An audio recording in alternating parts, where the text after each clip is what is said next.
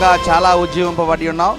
దేవుని యొక్క ఆత్మ చేత కదిలింపబడి గొప్ప పరిచర్య చేయాలని చెప్పని దైవజనులు మరి పేతురు అనుభవం ఉంటేనే మరి అనేకమైన గొప్ప కార్యాలు చేస్తారు. నిజంగా మరి అయ్యగారు అమ్మగారు రావడం అనేటువంటిది నిజంగా చాలా గొప్ప విషయం. ఆ రోజు కొర్నేలి గృహంలో జరిగిన ప్రసంగం ఈరోజు జరిగిందని మేము సంపూర్ణంగా విశ్వసిస్తున్నాము. అంటే ఏదో చెప్పుకుంటూ పోవడం కాదు, కానీ ప్రతి ఒక్క ఆత్మని రక్షించాలనే తపనతోటి వారి మీటింగ్లు పెట్టి ఉన్నారు. దైవ సేవకులందరికీ ఒక గొడ్డలపేటు ప్రేమ వల్లనే సేవకులందరూ ఐక్యత కలిగి ఉంటారని చెప్పడం చాలా శ్రేష్టమైంది.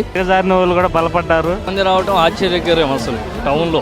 మా ఆత్మీయంగా జీవితాల్లో ఎన్నో వెలుగులు, ఆత్మీయ ప్రత్యక్షత మాకు కలిగింది.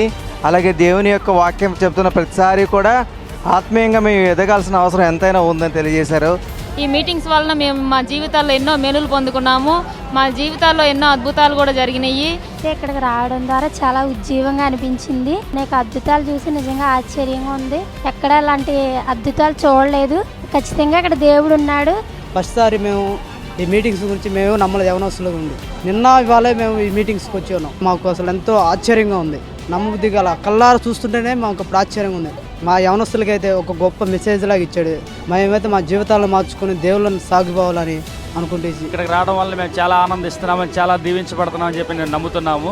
దేవుడు ఇక్కడికి వచ్చిన తర్వాత మాకు చాలా సంతోషాన్ని ఇచ్చాడు. గత 10 సంవత్సరాలుగా అనేక మీటింగ్లకి అటెండ్ అయ్యాను, కానీ ఈ మీటింగ్స్లో నేను ఎక్కడా లేని ఆనందం ప్రవీణ్ అన్న మీటింగ్లోనే నేను పొందాను.